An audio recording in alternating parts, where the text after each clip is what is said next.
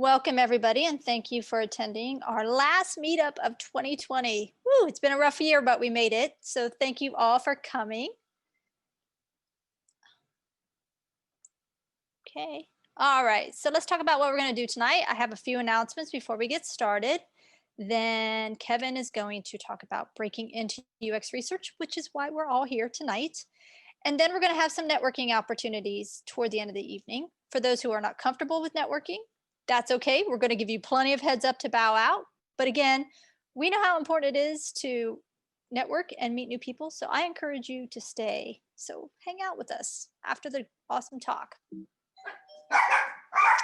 Sorry, doorbell's ringing, of course, right in the middle of my dogs will answer that door for me. Just want to point out that we are on several social media channels. So follow us on LinkedIn, Twitter, Instagram. We should post photos from events and other resources. We also hope to post the recording of tonight's talk on YouTube. If you subscribe to our YouTube channel, you will be one of the first to be notified when a new video is posted. First, next month, Laura Faulkner from Rackspace is going to talk about abstract model testing. This was kind of a new concept to me, so I'm super excited. Please stay on mute as you join. And she is January 13th. Tickets are available now. So if you go on Eventbrite, you can grab a ticket to her event. Please, please, please fill out the follow-up survey. Your feedback is really important to us. Your feedback helps us define what we're going to cover in the new year. Please put yourself on mute if you're not. And you'll be getting a follow-up survey shortly after tonight's event. So please fill out the survey and let us know how we can keep going or improve things. Again, there's going to be some breakout rooms tonight. So we'll talk about those a little bit later. Now, without further ado, I'm going to pass the baton over to Kevin. And before I do, let me give you a brief introduction. Kevin is a UX researcher who has been consulting for over 10 years. He's worked in several industries and various Fortune 500 companies like Google, Uber, Volkswagen, StubHub, as well as consulting with startups. He loves to mentor and inspire junior researchers to help them find their dream job. And he has a fantastic YouTube channel known as Zero to UX, and I'm hoping he'll talk a little bit about that tonight. So let's get started. Kevin. Woo! Hey y'all, thank you Jen for that introduction. Hello everybody. I hope everyone's doing swell, staying safe wherever you are, whenever you are. It's such a privilege to do this talk because I saw the list of many speakers for UX research and strategy, like Carol Smith and Indy Young, and then I saw my name on the list and I thought, man, I don't belong on that list. So I'm very grateful and honored to be giving this talk on breaking into UX research today. So thank you, Jen and Lori, and thank you everybody who's joining in today. So let me share my screen. I have a deck to share. Okay, let me know if you can see my screen. All right, great. Let me go full screen. Alrighty.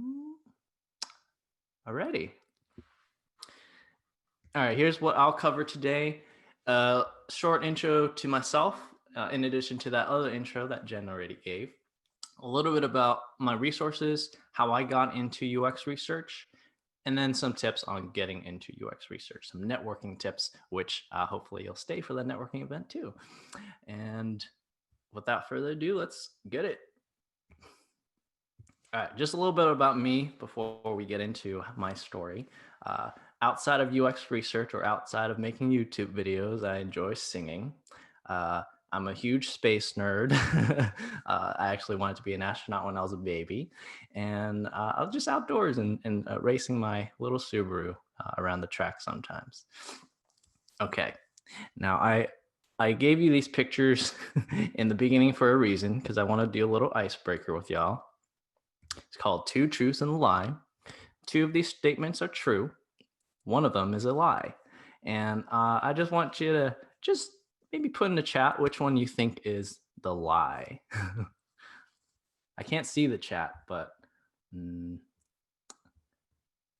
hopefully it's Ooh, I'm seeing it's pretty split. 3, 2, 1. It's a tough one, Kevin. They're coming in like crazy. So whoa. I see. Oh man. Okay. So the lie is actually number two. I've never I've never auditioned to be an Asian pop star singer before.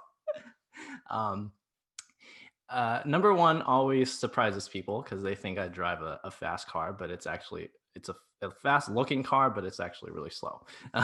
And number three, if you read the event description, you would know that actually in 1998, when I was a wee little youngin, I questioned Pluto's status as a planet, and then actually got demoted in 2006. So I was 8 years early. Okay.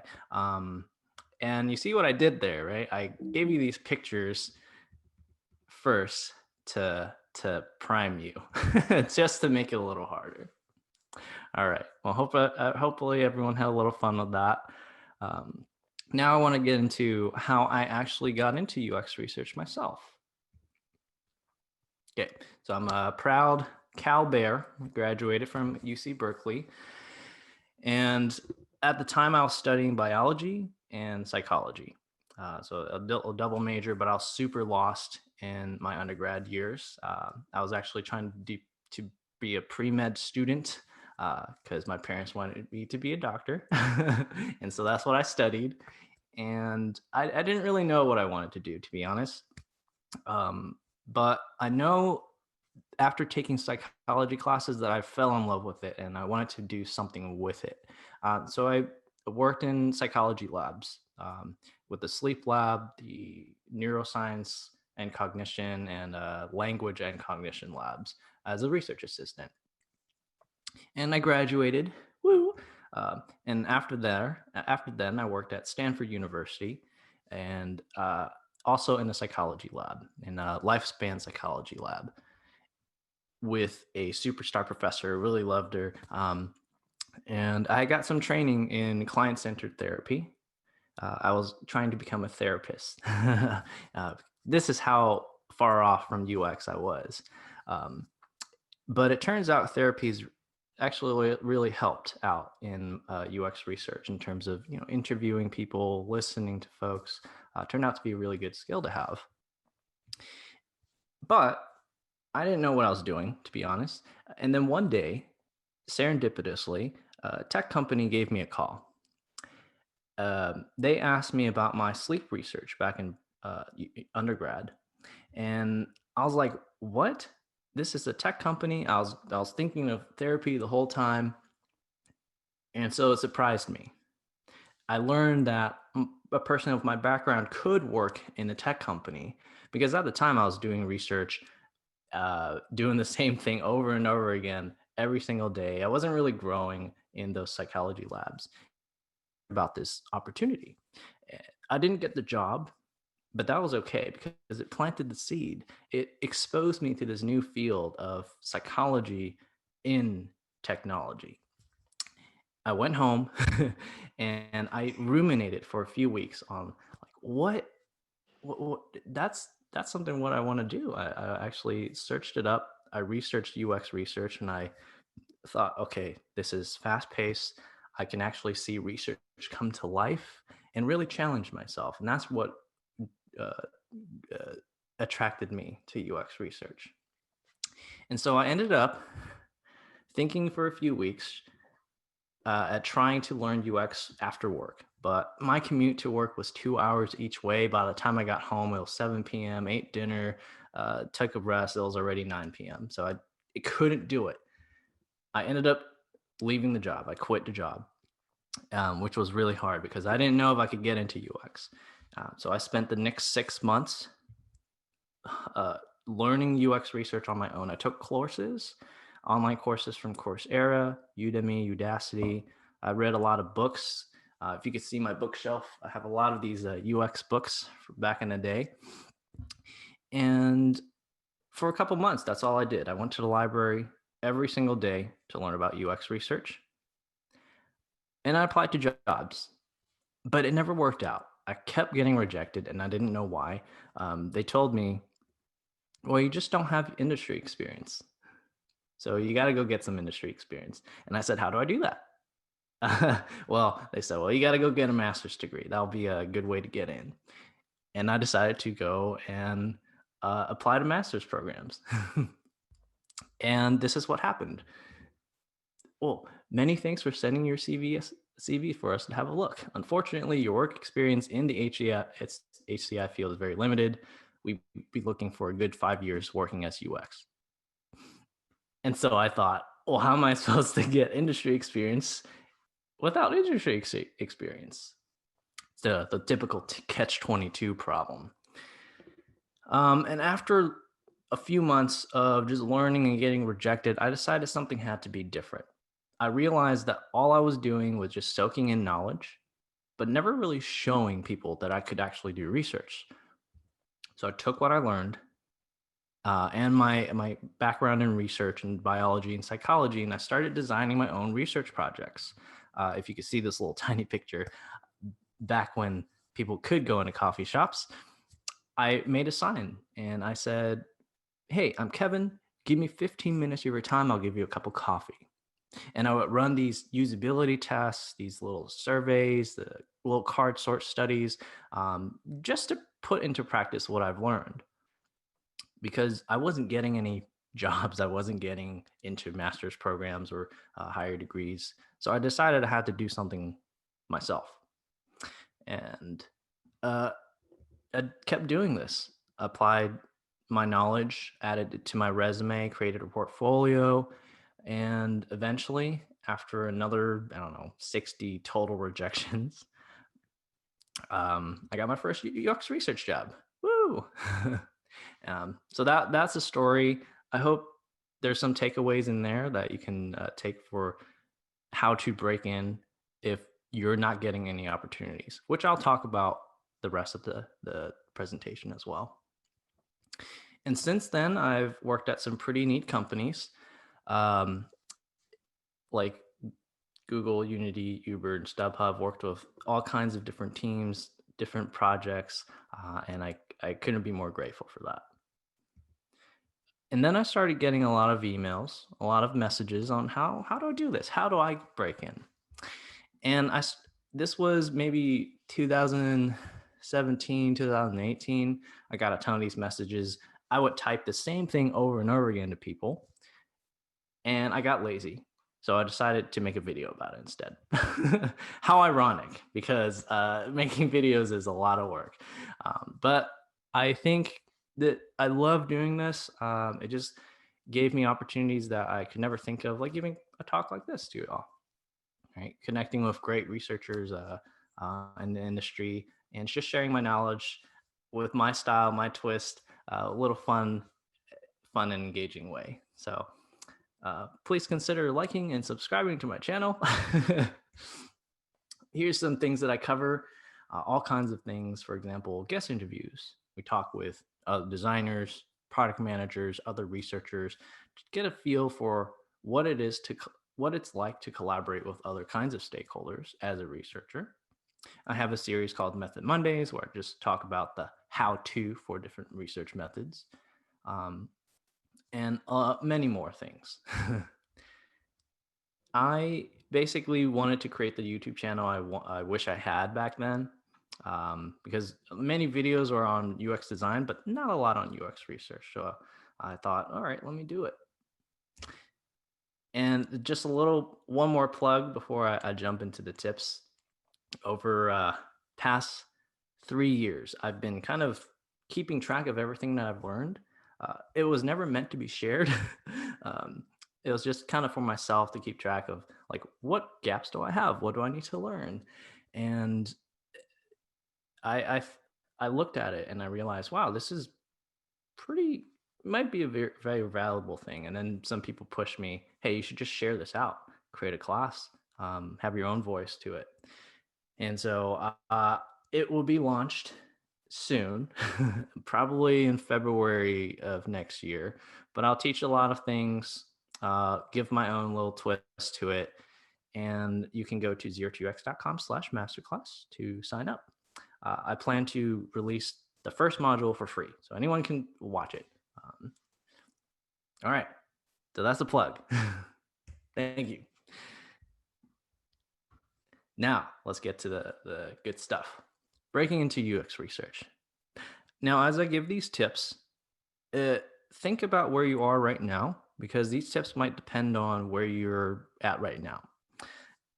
I believe everybody has their own career paths, and that is what makes UX so great. Everybody brings something different to the table. You don't have to have my degree. You don't have to have like a psychology degree, though it would be very helpful.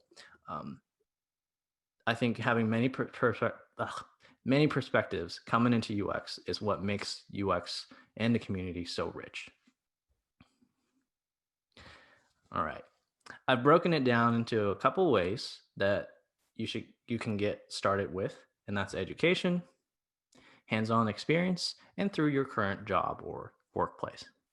So let's talk about education first. No matter what your background is, there are ways to get into UX research.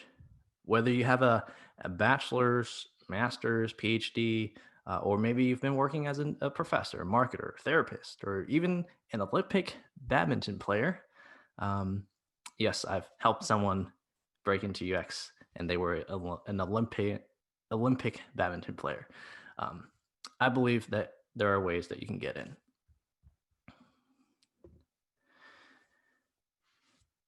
Couple of tips here to start with. Online courses. I listed down in the bottom left here a couple of places you can check out. Obviously, UX Research and Strategy also has a lot of resource for you to check out as well. Shout out to UXRS. Woo woo. And here's some things that I recommend learning.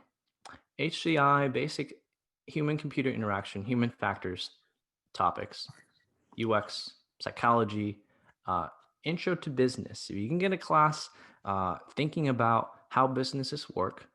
Oftentimes, we as researchers need to take into account the business. Kitty. Oh, all right. Yeah. Little basic statistics. Basic statistics. I know it could be scary for a lot of people.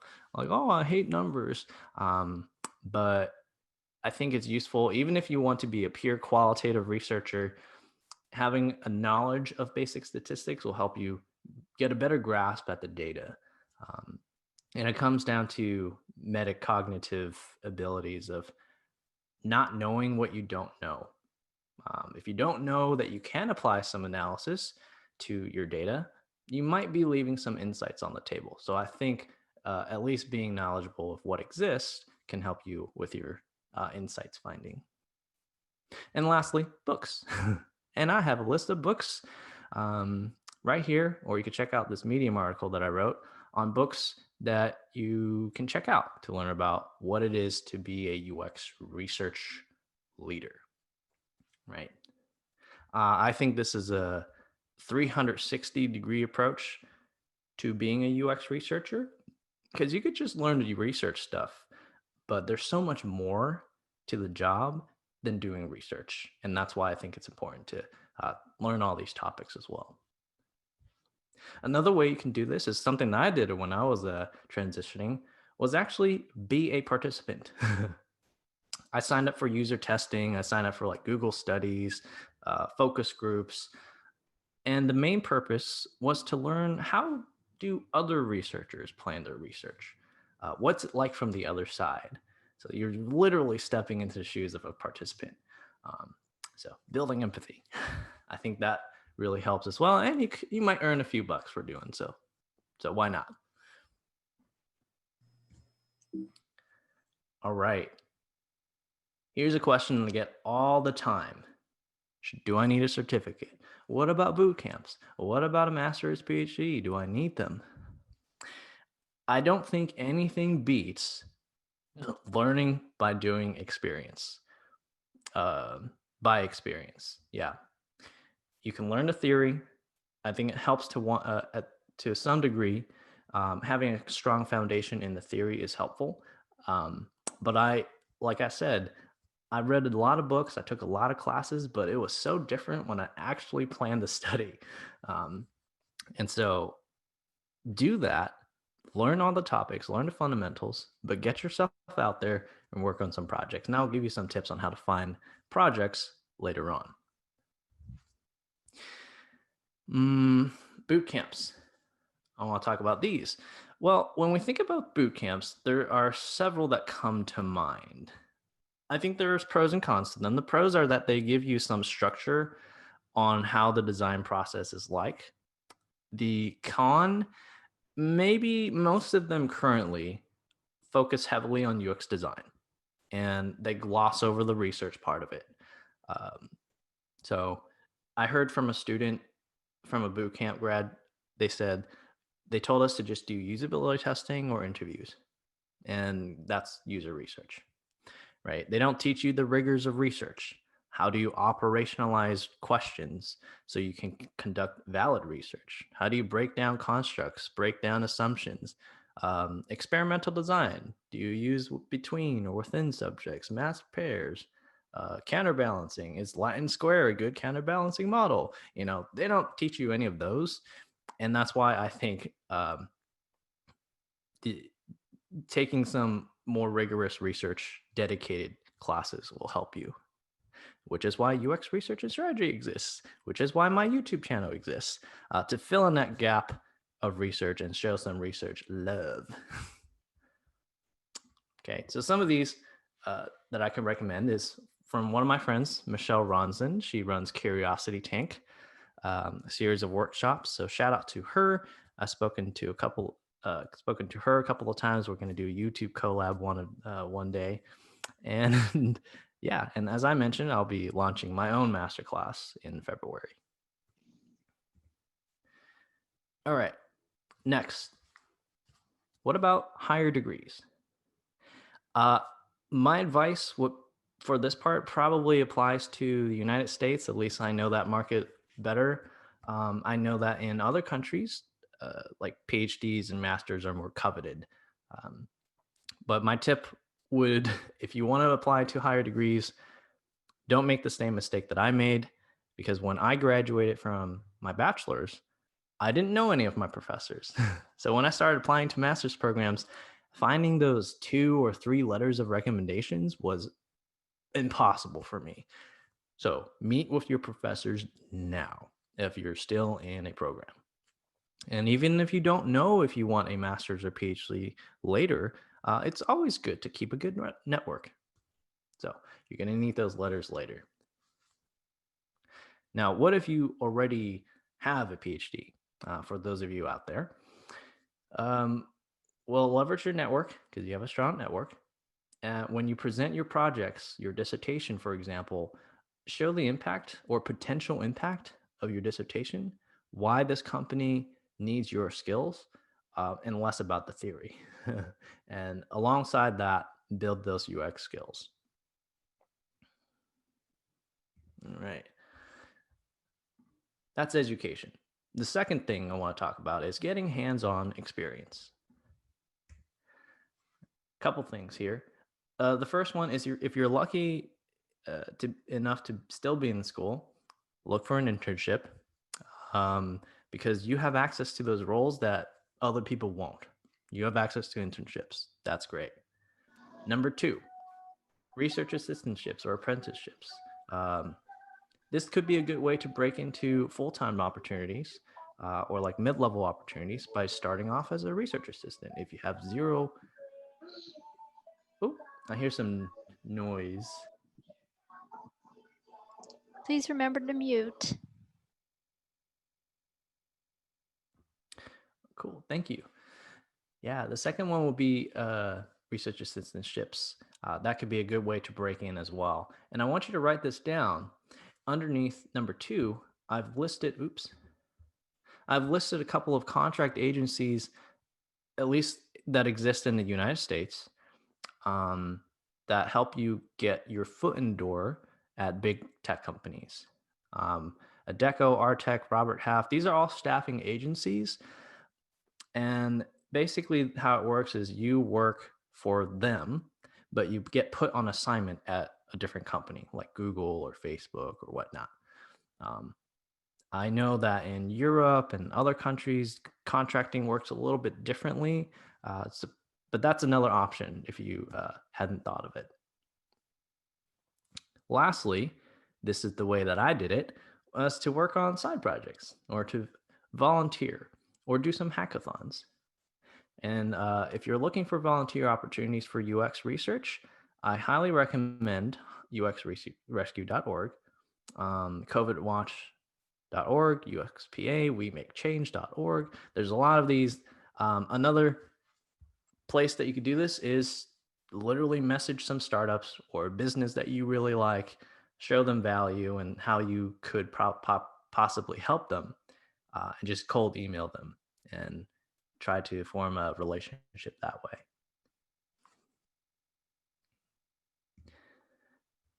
All right, and the last one I want to talk about is through your job and workplace. So if you're working right now, you can start approaching problems. You could learn the UX concepts and approach problems in a more user-centered perspective. Then find opportunities to apply UX research, big or small, on your own projects. Start thinking about how you can weave UX research into your current work. You know, if you're thinking about business lines, increasing revenue, profit margins, if that's all you're thinking about, well, think about the underlying, the underpinnings of how you increase those in the first place through your customers, your users. My obvious thought is, I've always thought this: if you don't have customers, you don't have a business. So why not focus on your customers anyway?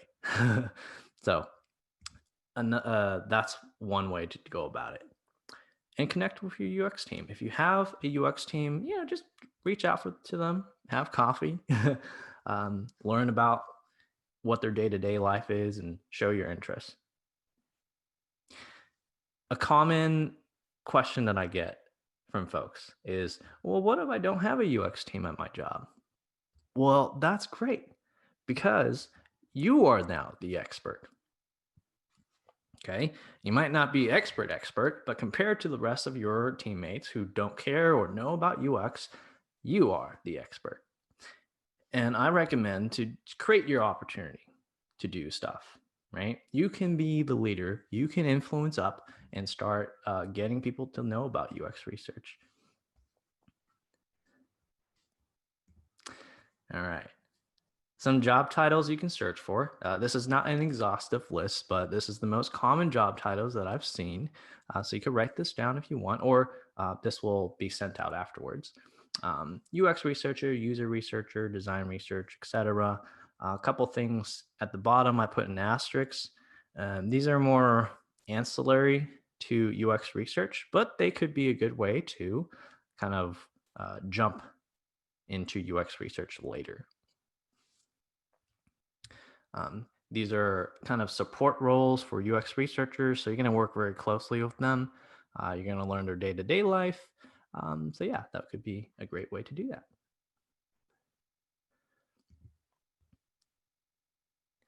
All right, next, networking. This book, Designing Your Life by Bill Burnett, in chapter 7, they talk about how jobs are found. It's a really good chapter. 50 to 85% of jobs are found through networking. 80% of jobs are never even listed. And so you can do all those tips I talked about earlier, educating, finding internships and whatnot, but you can't beat networking. That's just the way it is. It's not who you know. It's not what you know. It's who you know. Of course, you got to know the stuff too. So don't underestimate networking. Here are a couple things that you can do, places to go, career fairs, where you want to bring your resume. I don't know if people do them in person anymore, but I'm sure there are career opportunities online. Meetups like UX Research and Strategy, and conferences that you can check out. A ton of networking opportunities at those conferences as well. I just gave a talk at UXPH, and they do a lot of breakout rooms and sessions. And they have an app where you can connect with others and have a virtual business card to exchange. So really great too. Okay. If you're looking for mentors, there's two places that I know. And if you know others, feel free to put it in the chat. But UXstars.com by Randall Pabst, a friend of mine, and UX Coffee Hours. Find a mentor here. You can book a time to just schedule calls and learn from them as well. And here's, I want to talk about some networking tips and share some stories from my own networking woes.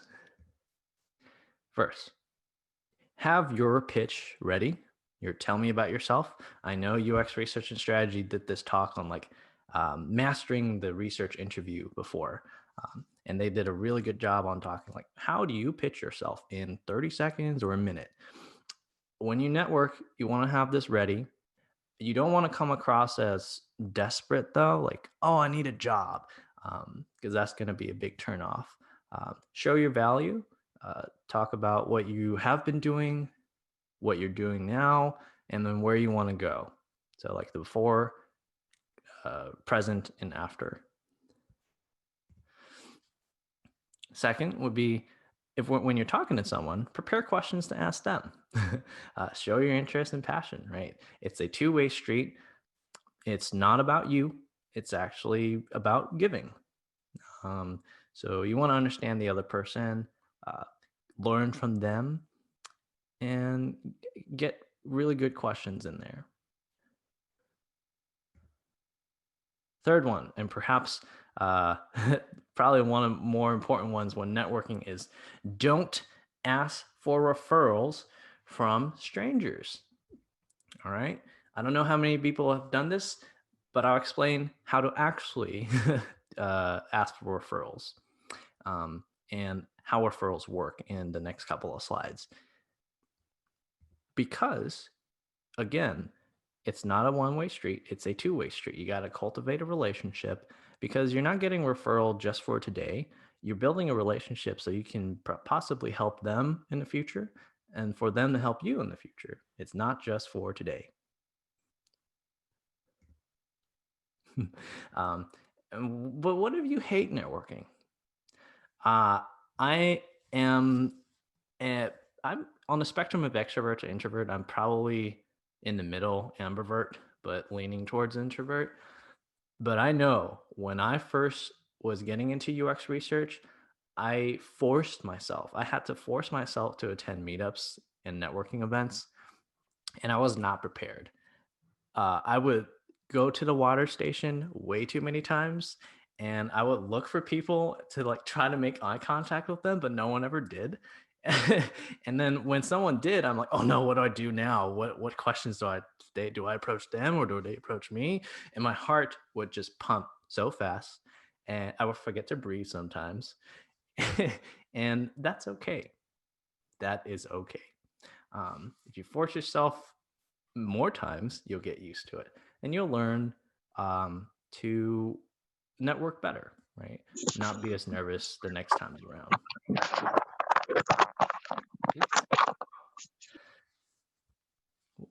Yeah.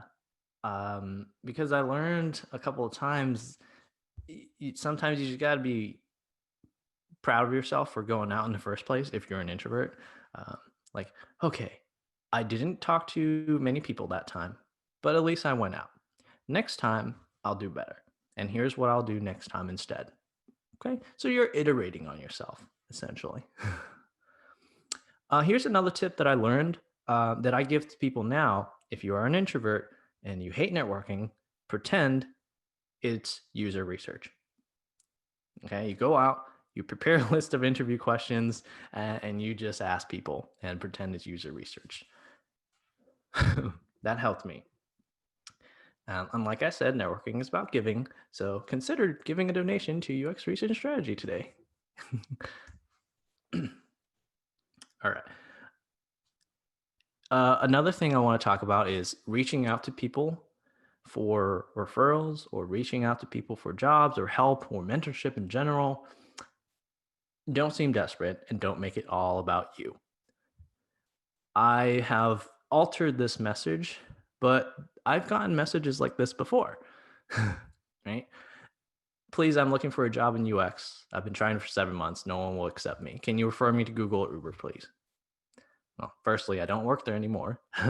But the other thing is, hey, please, can you help me with my resume and cover letter and tell me how I can start a portfolio project?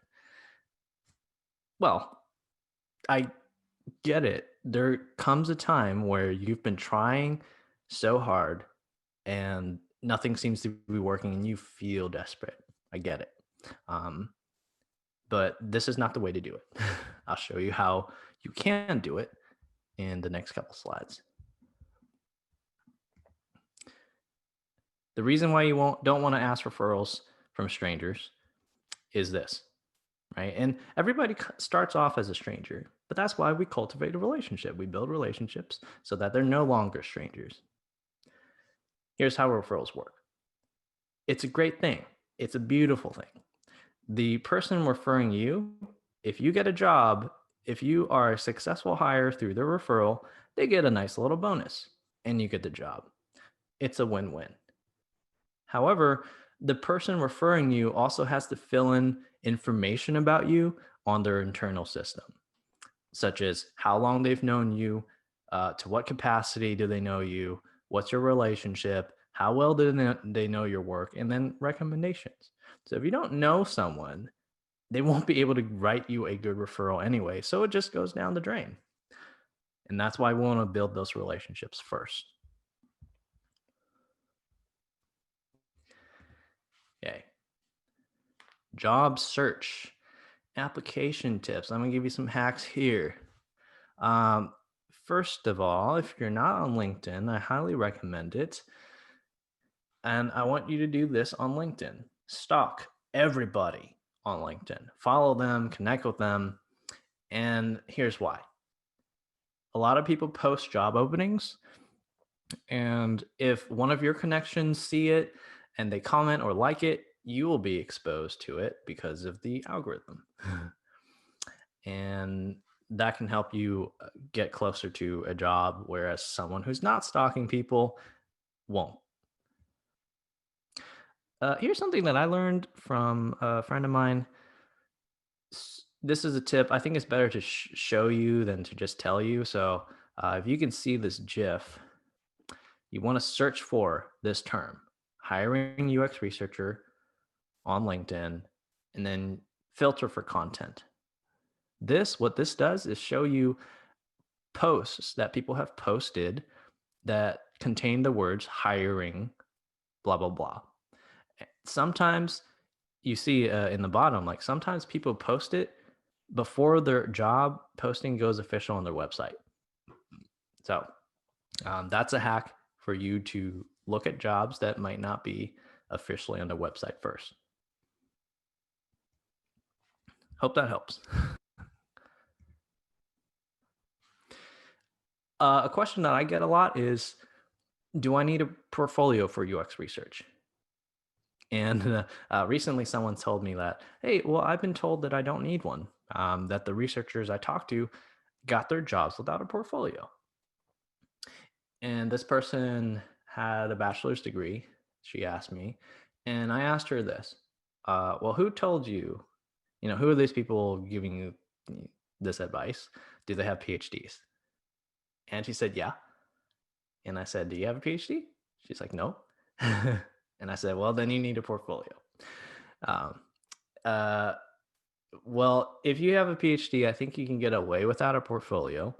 But here's why you need one anyway, because usually during the interview process, if you make it to the last stage, they're going to ask you to present a few projects that you've worked on. And so you might as well have a portfolio ready. And it's a good way to keep track of your work, potentially get opportunities even when you're not looking at it. Maybe if it's on your resume, if it's on your LinkedIn profile, people can look at it and say, yeah, well, this person did great work. Another reason why is one of my viewers actually did a portfolio project and he ended up on TV.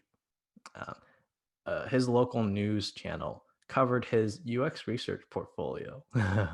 and he wasn't really looking, but someone saw his portfolio project. It was on the New Jersey subway. And they reached out to him about his project. And I was like, wow, that's why you should probably consider a portfolio. Get a lot of exposure that way. And just to share your stories, right? It's a good way to track your own work. So when you look back 5 years later, 10 years down the line, you can see, wow, uh, how much I've improved or what kind of things I used to do in the past. So um, another thing is the concern I get a lot is how do I get a portfolio project? Where do I start? Where do I look for one? And my tip is you got to stop waiting for people to give you a project. You got to do it yourself. Start doing. Build your own projects like myself. I couldn't get a master's, I couldn't get an internship, I couldn't get a job back then. So I did my own projects or volunteer or do some hackathons, right? Do what you have to find opportunities for yourself. Stop waiting for other people to give it to you. And what you want to do, think about your target company when you're writing a portfolio project, and think about how your project might help them, how they could use your research to benefit them.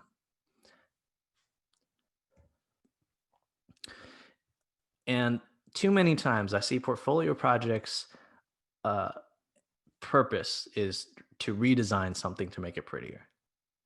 That quite simply is not UX. That's UI changes, right? Redesigning something to make it prettier is not UX. UX research, you want to find a problem.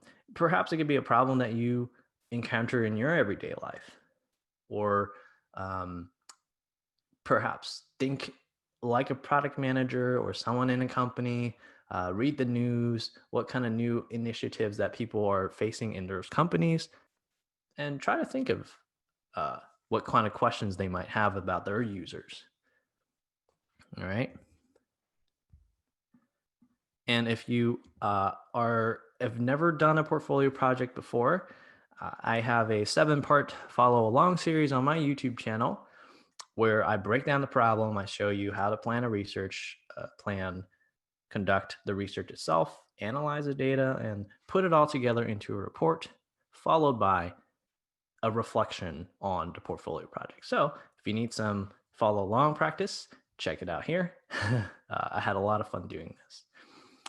Also, you can sign up for this guy, Artyom Dashinsky. He has a weekly newsletter design exercise. So he'll send you a prompt and you can try to work on it yourself.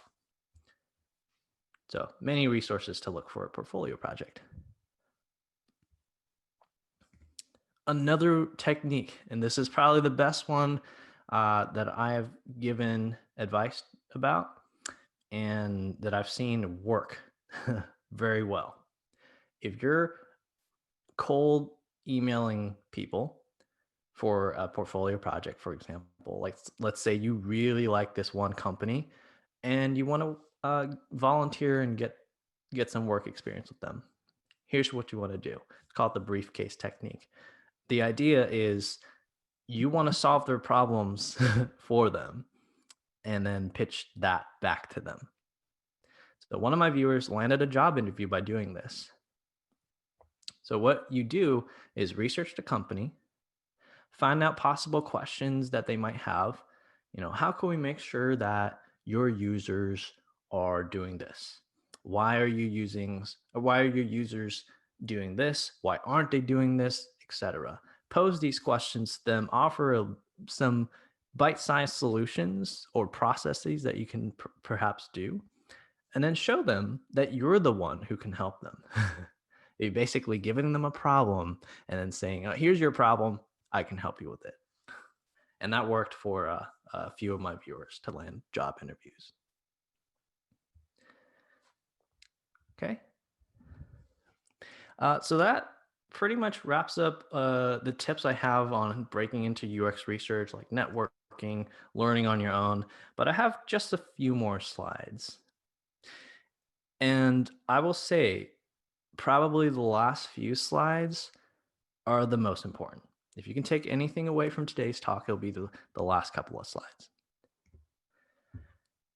And honestly, I'm not sure how many of you need to hear this or need some kind of reminder. But I have some pretty cliche pictures and words up here, right? There's what, 488 of you watching, and maybe more on the YouTube channel later. Um, you're here because you want to break into UX research. So yay, that's great. I'm willing to bet, though, a lot of you have already been trying, right? Kevin, I've done this. I've built a portfolio. I haven't gotten a job yet. Or I've taken all these courses already. Can't get it. I've volunteered. I worked on hackathons. I did some of my own projects. Still can't get it. And raise your hand if that's you, right? Or just comment if that's you. I know this is hard because I was the same way. I learned all the things. I had a background in research already and still a lot of rejections. One thing that I encountered when I first started was putting all my mental eggs in one basket. And what I mean by this is this. It refers to your first job applications or responses. The first time that I got interviews, I fell into this trap, this fantasy infatuation with the idea of landing a job. And this was just a response, like an email response to my job application. I was thinking like, oh, what if I got this job? Oh, where do I move there? How would I decorate my room? How do I commute to work? How much do I put in my retirement? And then I get rejected. Bubbles bursted. Boom. So don't fall into that trap. It could be pretty painful. This is more of a self-preservation mental tip. You don't have anything until you have that final offer letter. I've reached many final stages in my interviews, and I'm like, oh, I think I'm pretty close, and then I get rejected. So that's one tip that I have for you. The second one is to really embrace rejection. Right? It can be painful, and it certainly does not reflect your value as a human being. Okay, so I want to remind people that because oftentimes during this COVID season, I was applying to jobs, I get rejected, and I would feel like a lot of self-doubt, right? Why am I making YouTube videos if I can't get a job, right? Who am I to teach, right? But yeah, it does not reflect your value as a human being. Maybe you weren't a good fit for that job, but that's okay. That's fine. Maybe they weren't a good fit for you either, and that's okay. Doesn't mean you're a failure. You got to take a step back once in a while and reassess what it is that you're missing, or what it is that you need to project more of. Is there something that you're missing? And that UX research strategy groups practice with interviews, mastering the interview questions. That could be really helpful to check out as well. I have a few videos on interview tips as well. And think about how can you improve, right? It's a redirection, not just a rejection. Okay. And this quote by Thomas Edison, he said, "I didn't fail. I just found 10,000 ways that didn't work." And that really helps home to me, right? Everyone probably has failed at something. And it only exists if you allow it. If you learn something from being rejected, then you've emerged from that experience a new person with new knowledge. That means the person going into the next interview is not the same person from the last interview. Remember that. And if you remember that, you'll continuously improve as a person to get where you need to be. If your plan doesn't work, change the plan, not the goal. right? If the plan doesn't work, change the plan, not the goal. All right. Now, if it, of course, I have to add some joke, right? If you don't succeed the first time, skydiving is not for you.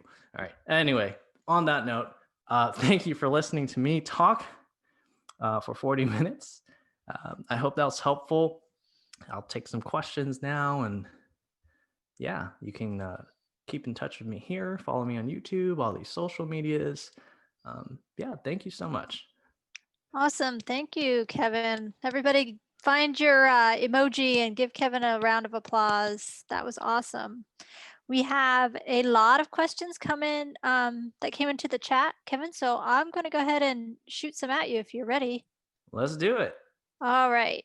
So, first question, you mentioned some online classes. Is there any in particular that you feel strongly are pretty good courses for people to take? Yes. I remember taking David Travis's Yes. Udemy. I think there's Udemy. Udemy. Okay, Udemy. Yes, I think it's called the Ultimate Course in Usability. I think if you search it up, David Travis, Ultimate Course in Usability or something like that. That one's great. Um, Great intro to usability and planning research.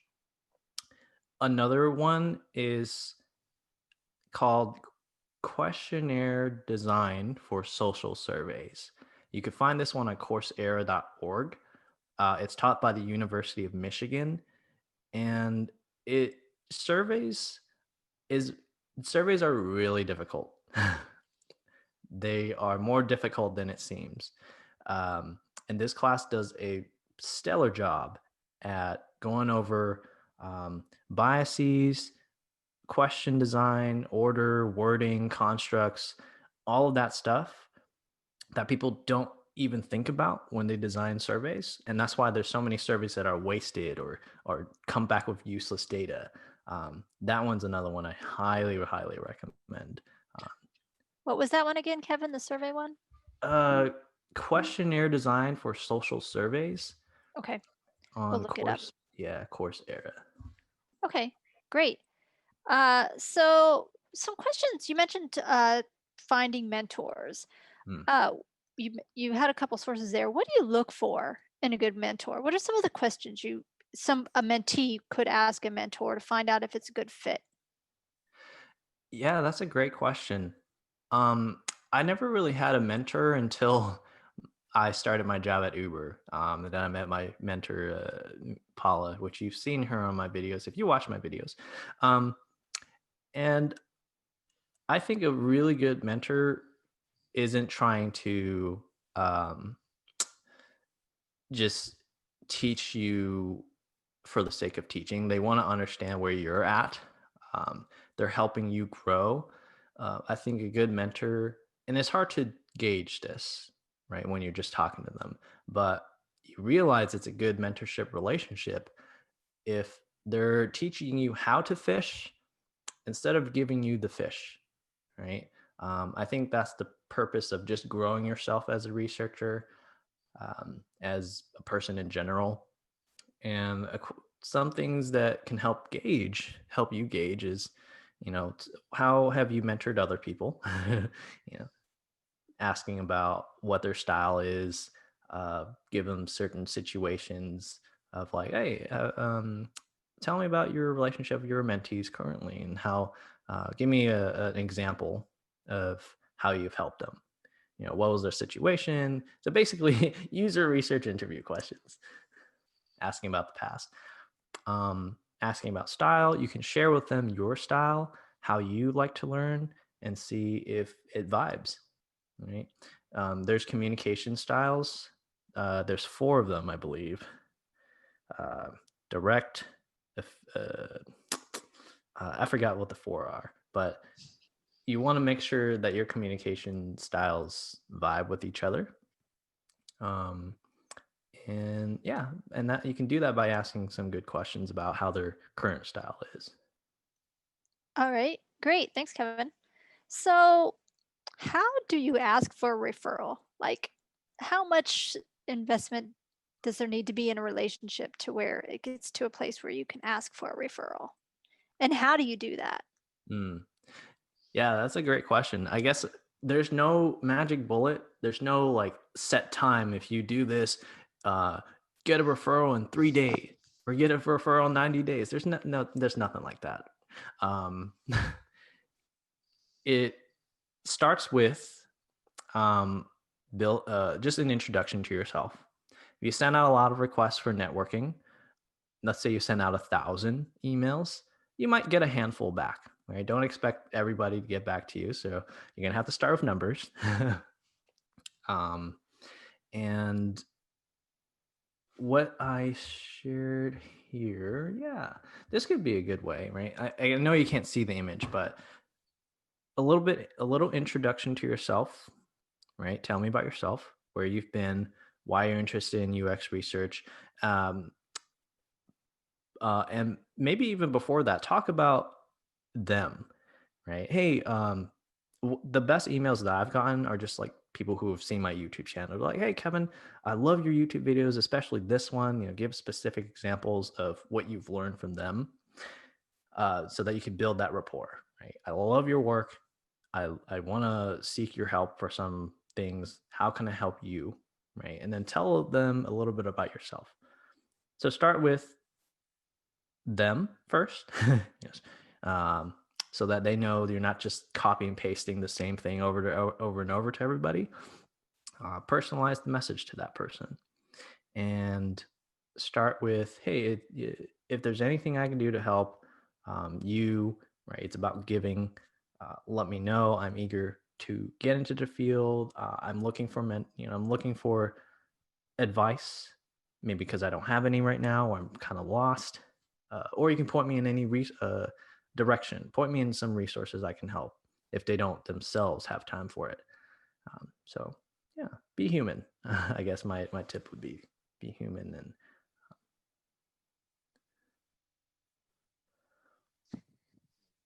thank you for the conference. Good advice. Be human. Very basic.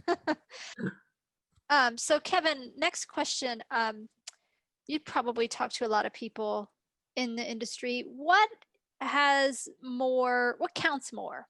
A certificate or experience?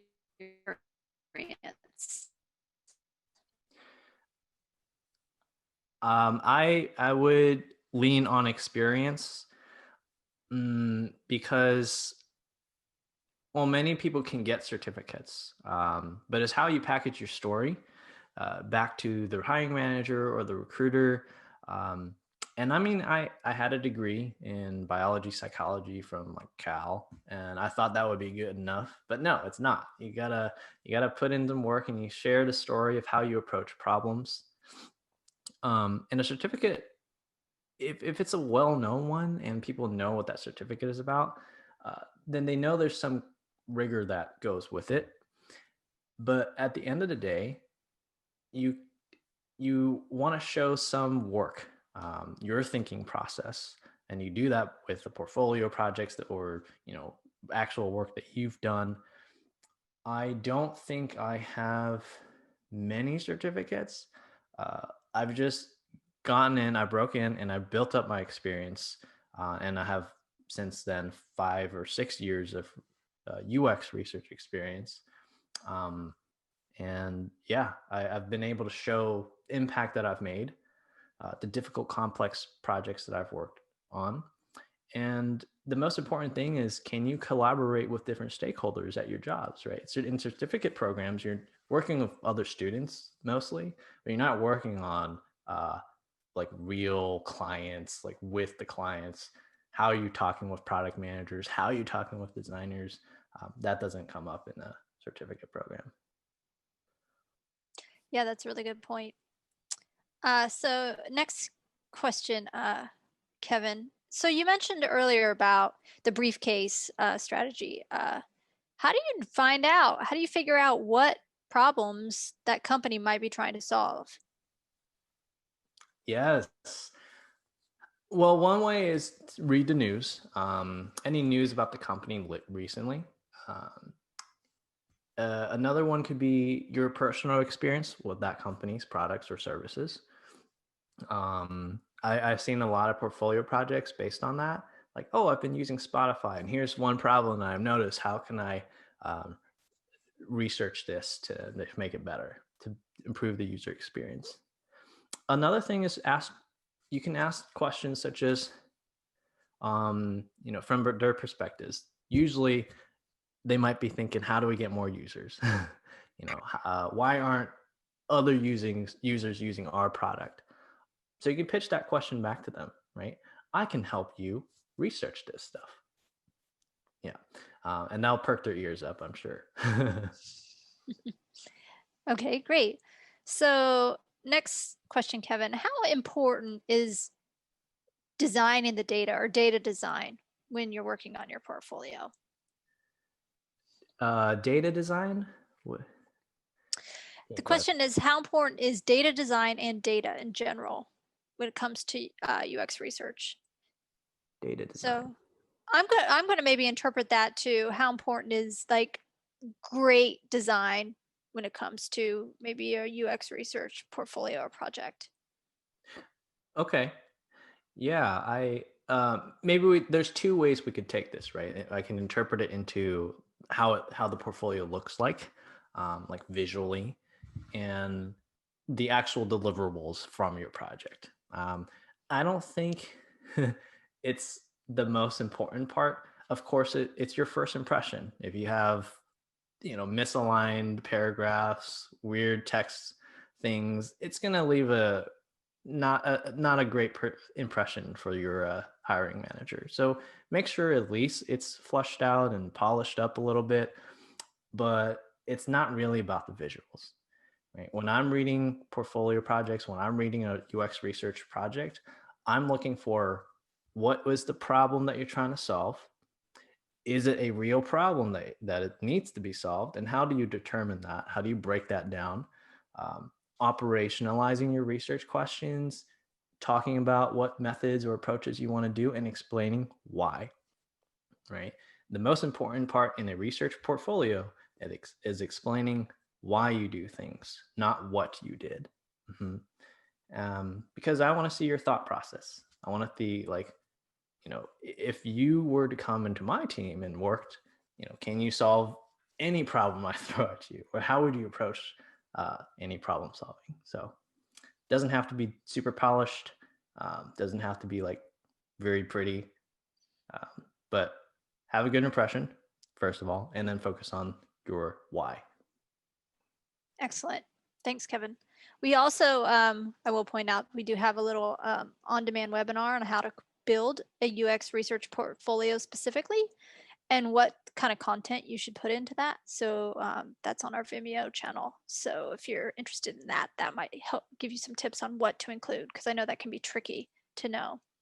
Okay, Kevin, you've gone to the job interview. Maybe you got rejected. How do you solicit feedback from that interview? You can simply ask them for feedback. Ask the recruiter. Now, there are probably policies for them against giving you feedback, and that's why many times you won't hear back from them. And that's frustrating. And because you don't know where you fell short or what they're looking for versus what you were showing, and it's hard. I think the best thing is just ask. You don't lose anything if they don't respond, but you gain everything if they give you some response. It really depends on the company. I've asked every company that I've been rejected from for feedback, and I would say about 10% or 20% get back to me on their feedback. Did you find that feedback helpful that they did provide? Sometimes very general, and then sometimes they like to be very specific. They're like, we like this, and then here's where they fell short, and that's helpful. You could ask for something more indirect, like, where do you think, if I were to apply again, what do you think I should work on? Yeah. That's a good one. Yeah. So it's kind of asking for feedback, but not really. All right, great. So I don't know if you have any experience or knowledge about market research, but I know that a lot of people who have experience in market research are interested in transitioning into UX research. Do you have any advice on that? Yeah, there's a couple of folks that I've helped. They were market researchers, and the great thing is you have research experience. You're working with customers, you're looking at data, you have a lot of quant things. Maybe you've done focus groups, maybe you've done surveys, and or like constant tracking of brand sentiment or like NPS things, right? Those are great. Those are metrics that you can translate back to the user experience. And you want to tell the story of, here's what I do as a marketer. It's a lot of research. It is focused on the marketing side, but here's what I do that could be translated to user research. And if you're presenting a portfolio project as a market researcher, perhaps you can include a section that's like, here's what I would do if I did it again as a user researcher. And that's a really important section to talk about in portfolios, is to show that elasticity in thinking and adaptiveness to reframe the problem again, and then how you would approach it from another perspective. So I think market researchers actually have a good background to transition to UX research. Yeah, I could see that too, for sure. Yeah. So Kevin, how do you, if you're kind of maybe transitioning or early in your career, how do you talk about your lack of experience? How do you sell yourself with a lack of experience? You know, I'll give you my own story. When I was applying to first UX research jobs, I was completely honest. I said, I have research experience in biology and psychology. I think I can translate some of those skills over to UX research, but I don't really have any real industry experience. But I'm willing to, put in 110% times 1,000, and like learn. Like I'm eager to learn, or be honest. So that's number one. I think people value that, or they should. And I've interviewed folks who said that, and I'm like, you know what? I've been in your shoes before. I totally understand. And of course, words are not enough. Of course, you got to still show some effort that you put in to learn the stuff, right? How have you tried to learn about UX research? What kind of things have you done? What kind of side projects or things that you've tried to do? Show me some of that as well. But also be honest, like, hey, this is where I'm at. I've done this to try and fill in those gaps, and I'm ready to learn. Yeah. Okay, great. So Kevin, how do you sell UX research to stakeholders or at a company that don't think they have the time, resources, or energy for UX research? How do you get them on board? I think I've begun to stray away from telling people the value of UX research. Instead, show them. If you show them examples of where companies have used it, or examples of projects that they've maybe done themselves but didn't even realize those UX research, you're pulling on those like consistency, the principles of persuasion, right? You're pulling on the consistency strings of persuasion. Like, you've done this in the past. It is actually user research. So why not do more, right? Show impact of projects. If you try to evangelize, make sure not to just say like, here, you can save money. This is what you can do, blah, blah, blah. You got to give examples of when it has been helpful. Other times you want to understand what their concerns are, right? We got to start there first, actually. Is it time? Is it money? Is it a fear of, blocking our launch times or deadlines, right? And their conceptions about research a lot of the times are like, oh, it takes too long, Well, there's actually a lot of methods that actually don't take that long. Unmoderated research, usertesting.com, or like remote testing tools. I finished studies before in 3 hours. Or you could do guerrilla testing if it applies, right? So there's many things that we can show them a new world that they never knew existed. I can show you the world. They don't know this. So a lot of the times they're realizing they think user research is just usability testing, interviews, or focus groups, or maybe surveys. But there's so many more methods and different ways you can adapt methods so it doesn't take as long. Having said that, though, sometimes research needs time. It just needs time. You can't get around that.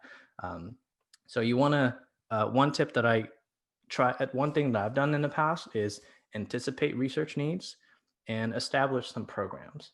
For example, like a rolling studies program, like stakeholders know that every 3 weeks, we're going to do a research study so that they can come to us before that and propose their research, right? And they're like, hey, can we get into that next week research, right? And that helps a lot, right? Yeah, so there's different ways to project manage and show the value of research. I hope that answers the question. I think so. So Kevin, what skills, or let's just stop it at skills, does one need to go from junior entry level researcher to, say, senior level? What can one do to propel themselves through that career ladder? I might have that Google ladder somewhere. No, I think the difference between a junior researcher and a senior one is a junior one has a grasp of the knowledge of the methods, know how to do research, and they execute on it well. They maybe present the insights in a nice way to stakeholders and make some impact. When you're at the senior level, you're not just executing research. You're trying to spot problems, not just solve them. You're identifying opportunities where your team can go, and then telling them, like, hey, I think we're focused too much on this, but it seems like from user data, we should be really looking at this. So really helping stakeholders take a step back and looking at the bigger picture and identifying those opportunities for more research. I think from the latter rubric that I've seen before, I think it's also like, can you adapt methods to certain situations? You have a strong working relationships with stakeholders and collaboration skills. You're delivering impact consistently, and you're changing roadmaps, right? Your research actually affects your strategy and roadmap. Right? It's not just changing a font size or like buttons, placements. It's something bigger, right? Yeah. So I think that's the difference: executing versus being more proactive in research. Okay, great. So last question I have for you, Kevin, is how can people join the Zero to UX Slack space? Do you have a Slack space, or how can they what's the best ways to get in touch with you? The best way would be through email. It's kevin@zero2ux.com, but I'll post my Slack channel in the chat if I may. So yes. All right. There we go. And if anyone here misses the Slack or anything in the chat, we'll be posting the chat transcript on our website. So all the links that you've seen here tonight will all be there. So somebody loves your sweater, Kevin. Oh, thank you. Thank you. You got a fan of the sweater. So everybody go to your reactions and let's give Kevin another little silent round of applause and let him know that, I thought this was a great session. I hope you also pick something awesome from that too.